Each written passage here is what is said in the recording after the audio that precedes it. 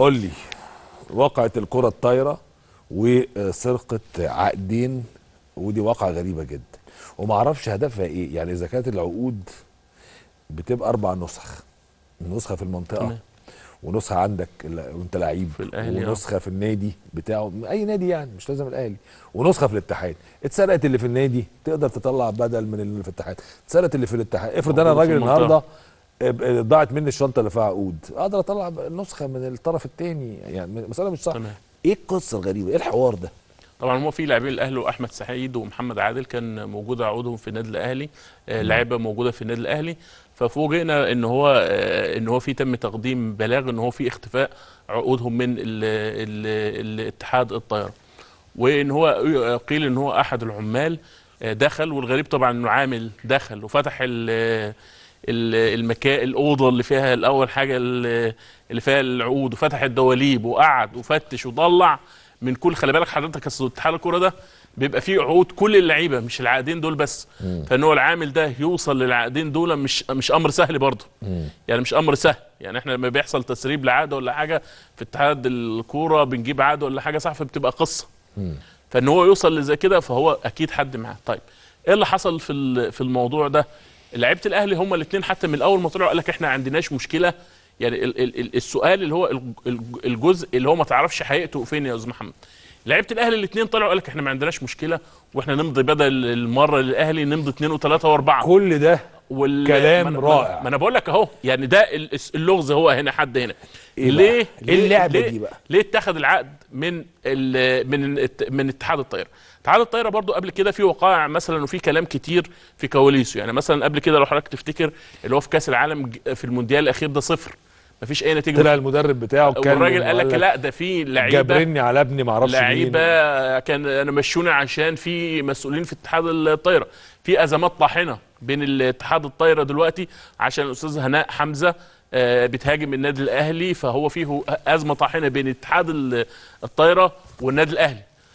العقد ليه اتسرق العقدين دول؟ انا عن نفسي لحد دلوقتي مش لاقي لها تفسير. مين اللي ورا ده؟ وهل الغرض منه؟ انا في تفسير واحد انا بس، لسه احراج اتحاد الكوره نفسه، اسف اتحاد الطايره بس نفسه، انه في عقود هو ده اختفت. التفسير. طب وبعد كده مين اللي طلع قال انه في عقود سرقه تمت اساسا؟ هل ده كان ان اتحاد الطايره يثبت ان هو في مشاكل مع النادي الاهلي، خاصه ان اللعيبه ما همش مشاكل؟ يعني اللعيبه قال لك احنا نمضي مره واثنين وثلاثه، والاهلي حتى من غير ما ده اللعيب يقول. بص من غير ما انا بقول اللعيب لك يقول، والعقد الاهلي لأنه ليه عنده نسخ. نسخ وده زي كده. هو في نسخ فالغرض ثانيه، إن هو فاللعيب في حتى لو أزمة- ما قالش، في ازمه، حتى لو اللعيب ما قالش في نسخ اخرى للعقد. وفي انقلاب برضه في اتحاد الطايره داخل اعضاء مجلس الاداره يعني مش راضيين على الاداء اللي موجود. وفي مشكله ما اعرفش بنت الكابتن هناء حمزه بتلعب في الاهلي كانت عايزه تروح الزمالك. ما انا بقول لك ففي خناقه على العقد.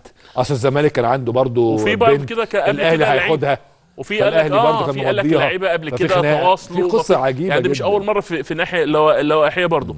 فانا اعتقد ان هو كان الامر لاحراج او اظهار حاله اللي هو الفوضى في اتحاد في فوضى اداريه جوه وبالذات في النادي الاهلي. تلميح ان هو اتحاد الطايره وتحديدا الكابتن هناء حمزه، كنت اتمنى لو هو تعمل مداخله ان هو المقصود انه الكابتن هي اعتذرت. احنا كلمناها اعتذرت وقالت ان عشان الموضوع في النيابه فمش تتكلم وانه الكابتن هناء حمزه الغرض يعني انه بس انا كنا بنكلمها كنائب هناء نائب رئيس الاتحاد مش كده؟ لو خلي بالك هي مثلا دلوقتي يعني برضك من ضمن يعني كلام كتير يعني بالكلام تاني يقول لك لا ده هي كمان دلوقتي ممكن تشال يقال، لان انا ليس عندي معلومه في الحته دي طبعا بخلاف الامور اللي هي بتحقق في النيابه. يعني مش عاوز اخوض فيها تفاصيل قوي، لكن برضه بيقال ان الكابتن حمزه دلوقتي يعني هتشغل حاجه او شغلت منصب في الزمالك، فانت ازاي تبقى شغاله في اتحاد وفي حاجه في الزمالك؟ انا ليس عندي معلومه مؤكده لا بتشتغل في الزمالك يعني فانت ازاي تتقاضى من اجر؟ هل الكلام ده الغرض بيه ان هو برضك في اطار ما يدور احراج الكابتن الكابتن يعني هناء؟ ما انا بقول لك اهو، ما انا بقول لك هل ده كله الغرض منه احراج الكابتن هناء حمزه؟ انا شايف الكابتن هو من حق اي حد يشتغل في اي مكان، بس هي يعني اكثر درايه هو بس عشان اللائحه من انها تتحط في هي يعني انت النهارده ما تكون شغال في اتحاد، انت ما انت عندك منصب في اتحاد صح؟ تمام. انت راجل نائب رئيس اتحاد اللي هو رياضه الشوارع فلو انت هتخش في حاجه تخالف اللائحه، من الذكاء ان انت قبل ما تتولى الحاجه دي هتستقيل من منصبك. طبعا الكابتن جمال عبد الحميد في الزمالك مش عضو مجلس اداره رغم لائح، بس حاليا عضو مجلس اداره يعني ما فيش ما تقوليش اللوائح بقى والقوانين الحاجات دي. لا بس كابتن جمال كان استقال، فكل واحد ليه بس وضع. كان لازم في ما سنتين انا بقول لك يفرقوا. يعني ما تدورش على اللوائح يعني، لانه خلي بال ماشي. حضرتك الاهم من ده كله انه مركز التسويه كل احكامه اساسا يعني فيها طلعت المحكمه الدستوريه بتقول لك ان هو المفوضين بتاعتها غير دستوري، ففي كلام. بس انا بقول ان الكابتن هناء حمزه بصراحه لا تستحق ما يحدث لها من النادي الاهلي، لان انا اعلم الاهلي ماله في الواقعه دي برضه؟ لا لا لا ده لعيبته اللي اتسرق عقدها. لا انا ما بتكلمش على الواقعه دي خلاص، دي الواقعه دي انا مش عاوز اخوض في تفاصيل قوي في النيابه،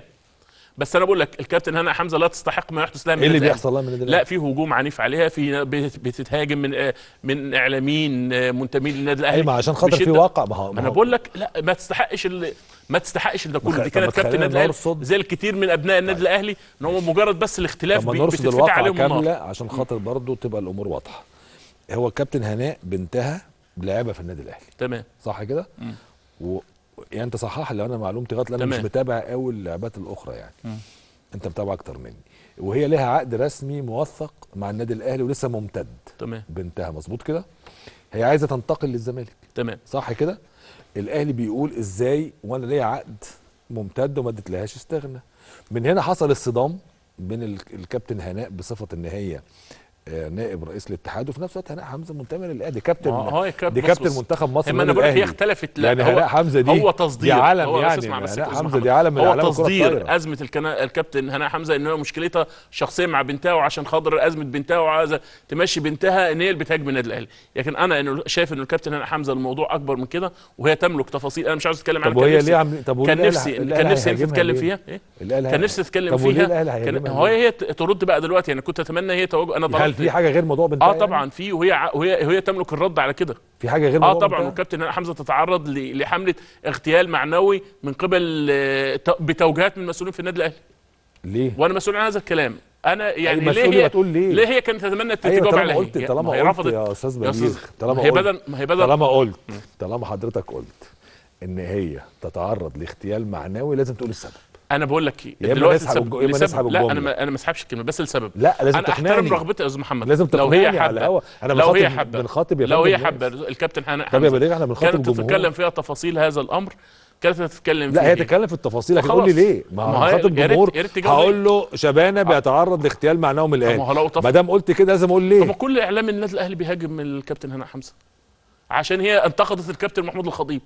لا يجوز ولا غير مسموح في النادي الاهلي انه حد ينتقد الكابتن محمود الخطيب. الكابتن محمود الخطيب خط احمر. لو الكابتن محمد عمار انتقد الكابتن محمود الخطيب يبقى الكابتن محمود خط احمر. الكابتن اي لعيب اي واحد الواقع اللي بينتقد الكابتن محمود الخطيب او يوجه له اي لوم لازم يتم اغتياله. لا مفيش حد فوق النقد، لكن انا انتقدت كابتن، اشدت في مواقف وانتقدت في مواقف. بس انت قول لي الكابتن هناء حمزه انتقدته في ايه؟ زي ايه مثلا؟ انا بقول لحضرتك قالت ايه؟ بص هي تستطيع ان تجيب اكتر مني يا استاذ محمد. انت يعني هي انا عاوزك تكلمها تاني بعد اذنك. انت اللي بتقول خبر انها بتتعرض لاغتيال معنوي. يا كابتن هناء يا جماعه كلموها قولوا لها الاستاذ بليغ بيقول الكابتن هناء حمزه بتتعرض لاغتيال معنوي من النادي الاهلي. اتمنى انك تجاوب عن حضرتك في الجزء دي وليس ما يتعلق بالقضيه. اتكلم مهنيا بقى. حتى يصبح هذا العنوان مهنيا صادق لازم يبقى السبب يقال. تمام.